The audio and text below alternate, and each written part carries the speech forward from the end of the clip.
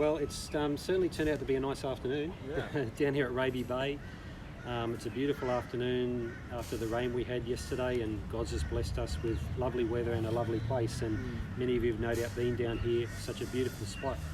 But we're just sort of chatting about how you can look at a scene like this and it can kind of give the impression that the world's all right, that everything's right with the world, and wouldn't this be lovely? But yeah, of course, it's not really like that. If we look at the big picture, that I'm sure there were days before Noah's flood when there were days like this, where it was just a glorious day and people had absolutely no idea what was going to happen. There were probably some absolutely stunning days in Sodom and Gomorrah leading up to the time when judgment came. So yeah, this should not sort of, it's beautiful, but it should not deceive us into thinking that the world's all right, because the picture the Bible gives us is that it's not, but that we have a mission to do to try and rescue as many people as we can before God's judgment does come. So yeah, it really is good to be really rooted in the Bible. And it's quite interesting how the parallel between the first two chapters and amazing how even the Bible is structured, where it's just absolutely glorious and perfection, and then it gets way away from that, and we read all kinds of hardship and suffering and the sinfulness of humankind. But then at the end, Jesus comes back and just makes things right. So yeah, we're still living in that in-between period, really. We haven't got to what Revelation 21 and 22 foretell. Yeah.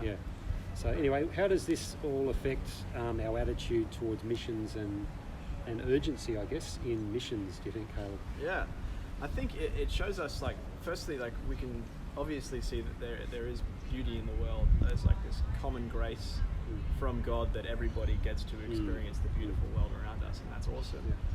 But it pales in comparison to what is to come when eventually this whole world is made anew and renewed, and heaven and earth are made one.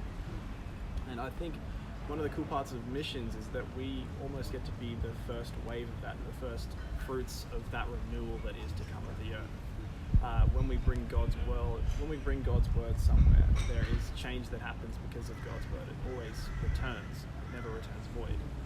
And I believe that as Christians, when we go out there into the mission field, it's about restoring things to their original created purpose. So not only do we go out there and, of course, preach the gospel, but we teach people how to live in a new way. Missions isn't about giving people fish, it's about teaching them to fish, if that makes sense. And I think we get to see a little bit of redemption and a little bit of that refining fire that will come eventually in Revelation. Not in the same way at all to how it will come, but we get to see a little bit of the process of things being made new before everything is made new in a way bigger way than we've ever seen before.